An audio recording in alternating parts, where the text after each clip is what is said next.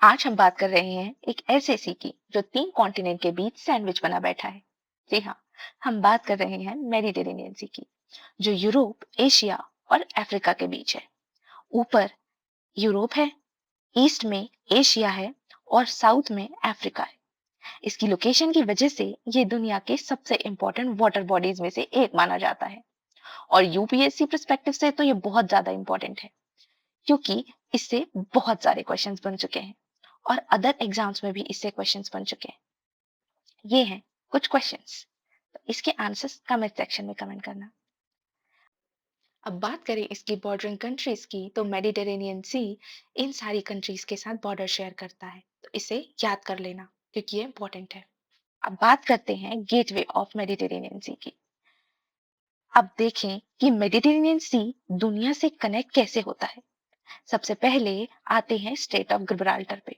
ये स्पेन और मोरक्को के बीच स्थित एक नैरो गेटवे है।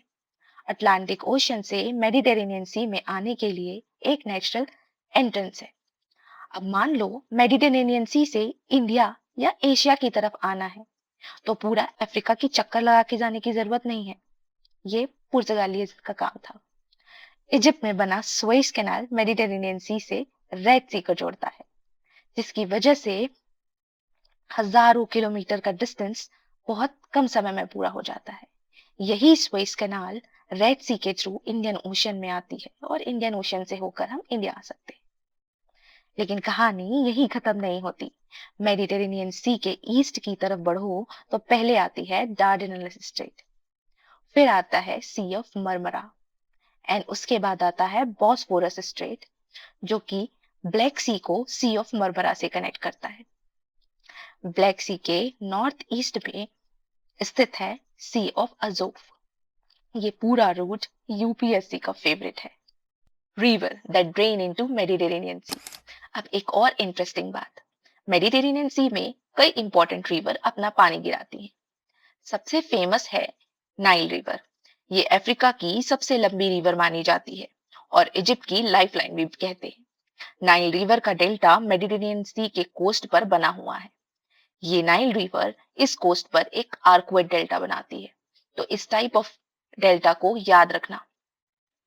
इसके अलावा है पो रिवर, जो कि इटली में बहती है और फिर ये एड्रियाटिक सी में जाकर मेडिटेरेनियन सी से मिलती है। फ्रेंच की है रोहेन रिवर, जो स्पेन, और स्पेन की है एब्रो रिवर, जो कि मेडिटेरेनियन सी में गिरती है।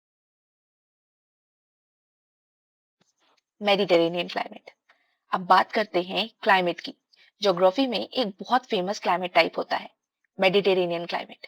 इसकी सबसे बड़ी पहचान है हॉट ड्राई समर और माइल्ड एंड वेट विंटर, यानी कि गर्मियों में बारिश और सर्दियों में अच्छी रेनफॉल का होना। इसी क्लाइमेट में olive grapes, wine and citrus fruit की फार्मिंग भी अच्छी होती है। इसीलिए मेडिटेरेनियन रीजन ऑलिव और विनयार्ड्स के लिए फेमस है। और इंटरेस्टिंग बात यह है कि मेडिटेरेनियन क्लाइमेट सिर्फ मेडिटेरेनियन रीजन में नहीं, बल्कि बहुत सी और भी जगह पे मिलता है, जैसे कैलिफोर्निया, सेंट्रल चिले, साउथ वेस्टर्न ऑस्ट्रेलिया और साउथ अफ्रीका के केप रीजन में भी। अब बात करते हैं वेस्टर्न डिस्टर्बेंस की। सर्दियों में जो नॉर्थ इंडिया में रेनफॉल होती है और हिमालयाज में जो स्नोफॉल होती है, उसके पीछे एक इम्पॉर्टेंट सिस्टम होता है, जिसे हम कहते हैं वेस्टर्न डिस्टर्बेंस। ये वेदर सिस्टम आमतौर पर मेडिटेरेनियन रीजन के आसपास डेवलप होता है, फिर ये वेस्ट से ईस्ट की तरफ मूव करते हुए इंडिया तक पहुंच जाता है। पंजाब, हरियाणा, राजस्थान और उत्तर प्रदेश की राबी क्रॉप्स के लिए ये रेनफॉल काफी ज्यादा फायदेमंद होता है, खासकर व्हीट क्रॉप्स के लिए। मतलब मेडिटेरेनियन सी का कनेक्शन भारत की खेती तक पहुंच जाता है। और ये सारी चीजें इसलिए होती हैं क्योंकि ये रीजन वेस्टर्ली विंड से इंपैक्टेड होता है। अब बात करते हैं आइसलैंड एंड वोल्केनोस की। हम अगर मेडिटेरेनियन सी में वोल्केनोस एंड आइलैंड्स को देखें, तो सबसे इंपॉर्टेंट और फेमस है सिलिसिली। इसके अलावा Sardinia, Croatia, Crete and Cyprus भी बहुत इंपॉर्टेंट आइलैंड्स हैं। और सिलिसिली आइलैंड पर स्थित है माउंट एटना। ये यूरोप के सबसे एक्टिव वोल्केनो में से एक माना जाता है। यानी कि मेडिटेरेनियन सी सिर्फ ट्रेड और ज्योग्राफी ही नहीं, डिजास्टर ज्योग्राफी के लिए भी इम्पोर्टेंट है। अब बात करते हैं कुछ हिडन यूपीएससी फैक्ट्स की। मेडिटेरेनियन सी को लगभग लैंडलॉक्ड ही माना जाता है, क्योंकि ये तीनों तरफ से लैंड से घिरा हुआ है और अटलांटिक ओशन से इसका कनेक्शन सिर्फ स्ट्रेट ऑफ गिब्राल्टर के थ्रू है। एक और इंटरेस्टिंग फैक्ट कि मेडिटेरेनियन सी का पानी जो है काफी सॉल्टी है, बिकॉज यहाँ पर इवेपोरेशन हाई होता है, क्योंकि यहाँ का वेदर हॉट एंड ड्राई होता है।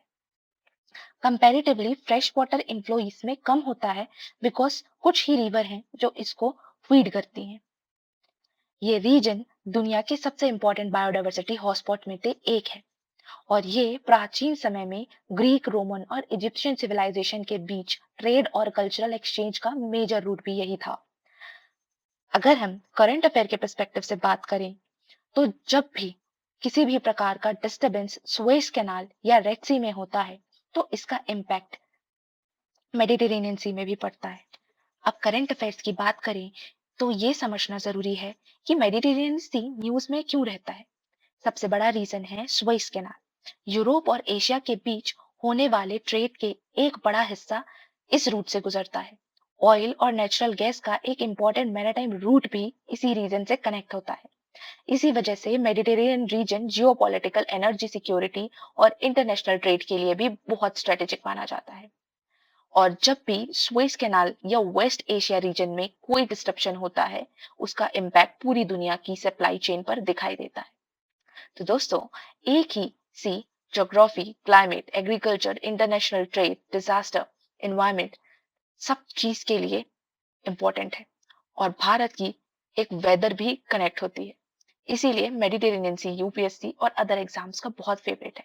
तो इसकी सारी लोकेशंस याद रखना। फिर मिलते हैं ऐसे इंटरेस्टिंग वीडियोस के साथ। जय हिंद, जय भारत।